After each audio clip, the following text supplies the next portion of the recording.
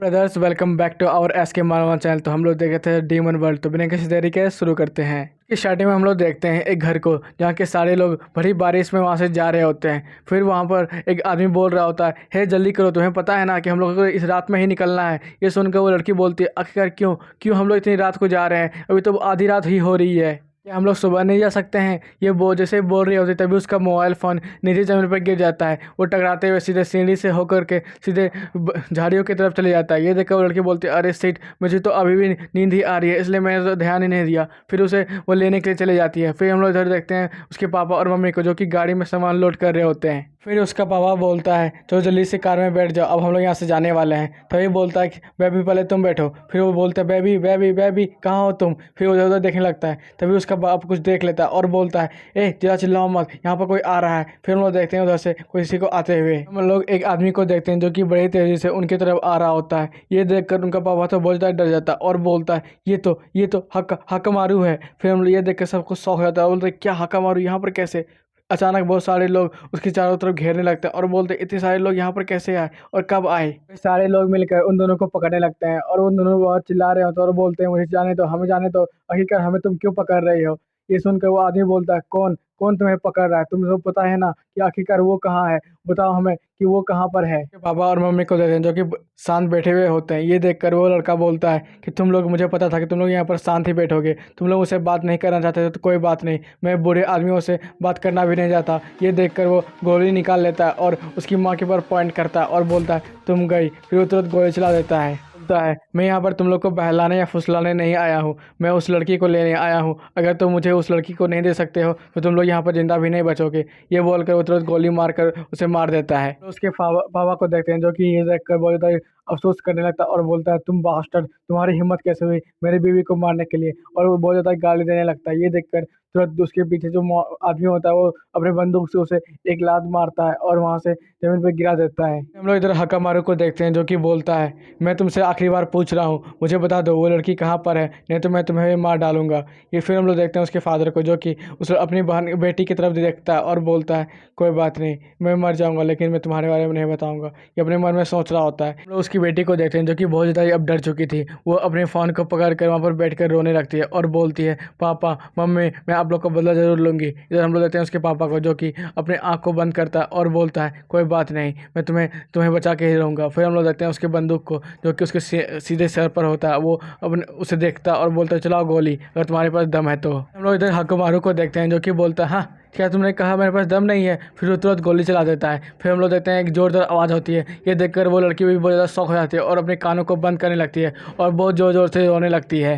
हमारू बोलता है, जल्दी से सब कुछ जला दो और सब कुछ खत्म कर दो, यहाँ पर कोई भी किसी तरह का एविडेंस नहीं बचना चाहिए। फिर हम लोग देखते हैं उसके सारे साथियों को जो कि बड़े तेज़ी से वहाँ से जाने लगते हैं और उसके घर को भी और उसकी गाड़ी को भी आग लगा देते हैं। फिर हकामारू उस सब चीज़ों को जलते हुए देखता है और बोलता है, चलो ये सब काम अब खत्म हुआ। उसी लड़की को देखते हैं जो कि ये सब जलते हुए देख रही होती है और बहुत ज़्यादा गुस्से में अपने आप को रो रही होती है और बोलती है, ये सब एक ही समय में ख़त्म हो गया, आखिरकार क्यों क्यों ये सब खत्म हो गया? आखिरकार मैंने क्या गलती की है? आखिरकार मेरे परिवार ने क्या गलती की थी? सीन चेंज होता है। हम लोग देखते हैं एक टेंट को जहाँ पर लाइट जल रहा होता है और वहाँ पर वही लड़की सो रही होती है। तभी उसे इतना ज़्यादा टेंशन में देखते हुए एक उसका जो पपी था वो उसे चाटने लगता है और उसे ठीक महसूस करवाने लगता है। फिर वो लड़की उठती है और बोलती है, तुम यहाँ पर, आखिर मैं यहाँ कहाँ पर हूँ? माहिर उससे पूछता है, आखिरकार तुम क्या उठ गई? लड़की को देखते हैं जो कि बहुत ज़्यादा डर जाती है और बोलती है, तुम अभी तो मरे नहीं, तुम तो वही हकामारू हो ना जिसने कि मेरे परिवार को मारा था। फिर हम लोग देखते हैं कुछ देर के बाद उन दोनों के बीच में शांति हो जाती है और फिर वो लड़की जोर जोर से अपने हाथ को पटकने लगती है और बोलती है,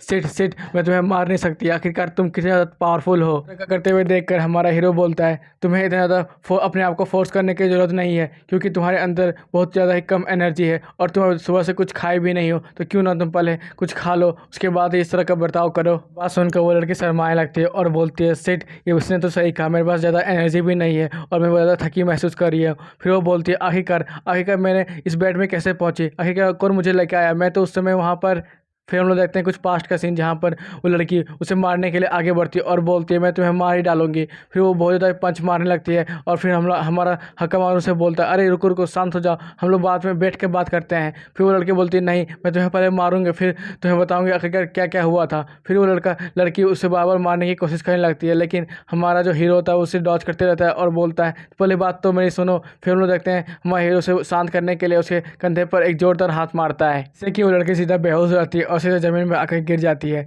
ये सोचकर वो लड़की अपने मन में सोचती है क्या क्या मैंने उसे सिंगल हिट भी नहीं दे पा रहा और उसने मुझे एक ही बार में बेहोश कर दिया। ये तो अब तो मुझे अपने आप पर बहुत ज़्यादा गुस्सा आ रहा है। फिर वो अपने जीभ को काटने लगती है और बोलती है मुझे अब भूख भी लग रही है। हम लोग हमारे हीरो को देखते हैं जो कि कब नूडल्स बना रहा होता और बोलता है चलो कोई बात नहीं, तुम्हें बहुत ज़्यादा भूख लगी है तो ये ले लो। फिर वो उसे कप नूडल्स देने लगता है। ये सुन कर देख कर वो लड़की बोलती है चलो मैं इस कप नूडल को खा लेती हूँ और जल्दी से एनर्जी ले लेती हूँ, उसके बाद मैं इसे अच्छा से मजे खाऊंगी। फिर उसे उस कप नूडल छीन लेती है और सीधे एक ही बार में गड़गड़ा के पीने लगती है। ये देख कर वो लड़का बोलता है अरे चॉपस्टिक। तभी हम लोग देखते हैं उस लड़के को कुछ महसूस होता है और बोलता है अरे ये तो बहुत ज़्यादा गर्म है सेट। हमारा हीरो अपने पपी को बोलता है जाओ उसे पानी दे दो। फिर उसका पपी धीरे धीरे करके उसे लड़की के पास जाने लगता है और पानी देने लगता है। फिर हम लोग देखते हैं उस लड़की को जो कि तुरंत उससे पानी लेती है और पीने लगती है और बोलती है थैंक यू धन्यवाद पपी। इसके बाद हमारा हीरो बोलता है तुमने जब मुझे पहली बार देखा था तो तुम मुझे बोल रहे थे कि तुम मेरा इमोर्टल एनिमी हो, आखिरकार क्यों बोल रही थी? क्या मैंने तुम्हारे परिवार को किसी को मारा है क्या? कर वो लड़की बोलती है क्या आखिरकार तुम किस तरह की बातें कर रहे हो? अगर कोई आदमी पहले हमसे मिलता है तो ये बोलता है कि मैं वो नहीं था जिसने तुम्हारे परिवार को मारा है, और तुम सीधा पूछ रहे हो कि मैं तुम्हारे परिवार को मारा है या फिर नहीं, तुम किस तरह की बातें कर रहे हो? ये सब सुनकर हमारा हीरो बोलता है नहीं तुम बहुत ज़्यादा गलत समझ रही हो, क्योंकि मैंने बहुत सारे लोगों को मारा है, बहुत सारे लोगों का सिर काटा है, इसलिए मुझे नहीं पता कि मैंने किसे किसे मारा है, इसलिए तुम मुझे बता सकती हो क्या? फिर हम लोग उस लड़की को देखते हैं जो कि अपने मन में बोल रही होती है ये बास्टर्ड चाहता क्या है मुझसे, आखिरकार ये इस तरह की बर्ताव क्यों कर रहा है? फिर वो बोलती है आखिरकार तुमने किस तरह के और कितने लोगों को मारा है? बात सुनकर वो हमारा हीरो बोलता है ये सब तुम्हें जानने की जरूरत नहीं है, आखिरकार तुम कौन हो? मुझे नहीं लगता कि तुम कोई नॉर्मल पर्सन हो। क्या तुम कोई डीमन या फिर मॉन्स्टर हो क्या? फिर हम लोग देखते हैं उस लड़की के अंदर जहाँ पर बहुत सारे एनर्जी दौड़ रही होती है। ये देखकर फिर हमारे वो लड़की बोलती है आखिरकार तुम किस तरह की बातें कर रहे हो मेरे साथ? हम लोग हमारे हीरो को देखते हैं जो कि अपने कटाना को बाहर निकालने लगता है और बोलता है